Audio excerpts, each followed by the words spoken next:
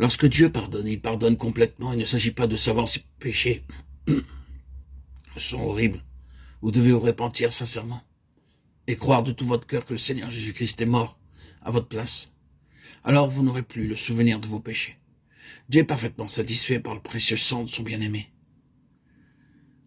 Ne laissez pas le diable vous terrifier avec la crainte que vos péchés ne sont pas pleinement pardonnés.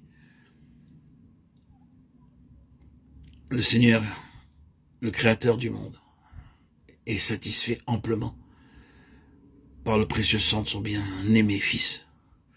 Et c'est de cette manière que le diable vient déranger les enfants de Dieu. En les faisant douter. Oui, tu as été pardonné pour tes péchés, mais pas tous tes péchés. Rappelle-toi ce souvenir de ce péché, à tel endroit. Et le fait douter l'enfant de Dieu. Rappelez-vous, chers amis, auditeurs, auditrices, que l'Écriture enseigne que si je me répands de mes péchés et crois au Seigneur Jésus-Christ, en croyant dans mon cœur qu'il est mort à ma place et ressuscité pour moi, alors mes péchés sont jetés derrière le dos de Dieu. Ils sont complètement effacés. Il n'en reste aucun souvenir. Ne vous laissez pas intimider et défaillir par le diable et ses arguments. Ils s'immiscent dans vos pensées pour vous tromper.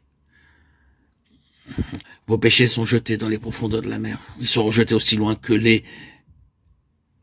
éloigné, l'Est est éloigné de l'Ouest. C'est ce que l'Écriture affirme. Lisez le psaume 103, 12, Ésaïe 38, 17, Ésaïe 43, 25, Ésaïe 43, 22, Michée 7, 19, 1 Jean 1, 7. Le diable insistera pourtant. Maintenant tu es encore puni pour tel ou tel péché. Ne défaillez pas. Ayez confiance. Le diable veut votre chute. Ainsi, beaucoup d'enfants de Dieu se sentent découragés, abattus. Mais Dieu a montré depuis le commencement que lorsqu'il pardonne, il pardonne complètement. Le sang précieux est cela le propitiatoire devant Dieu et le bouc d'expiation s'en va dans le désert pour que l'on ne s'en souvienne plus. Souvenez-vous, avant que le sang ne soit aspergé, l'encens était brûlé devant le propitiatoire. Ceci nous ramène à nouveau à la prière des saints de Dieu.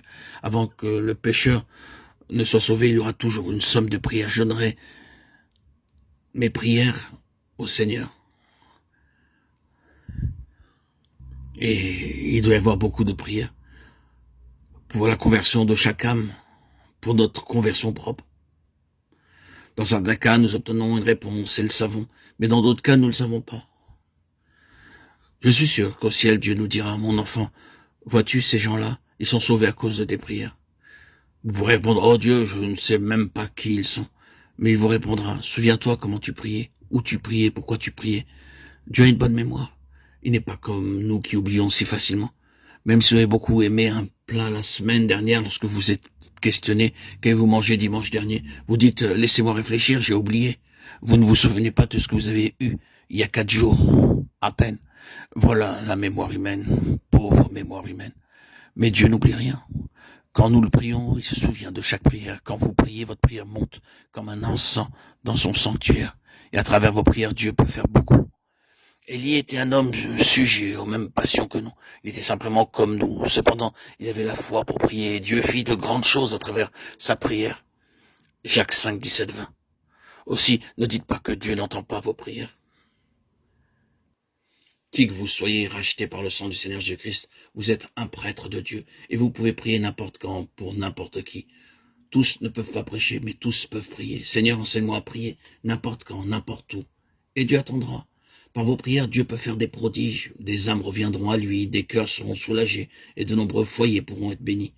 Tous, nous pouvons prendre part en cela. Lorsque des gens disent du mal de vous, comme le firent les patriarches pour Joseph, commencez à prier pour eux. N'essayez pas de parler mal contre eux, mais commencez à prier pour eux. Oh, Dieu bénisse, s'il te plaît, un tel et un tel. C'est ainsi que vous pouvez envoyer de l'encens dans les cieux et remplir le sanctuaire de Dieu avec le parfum. Les aromates vinrent en premier lieu de Canaan en Égypte, et elles retournèrent d'Égypte en Canaan. L'huile d'onction, les aromates pour la prière. Nous recevons du ciel ces aromates et les envoyons en retour au ciel lui-même.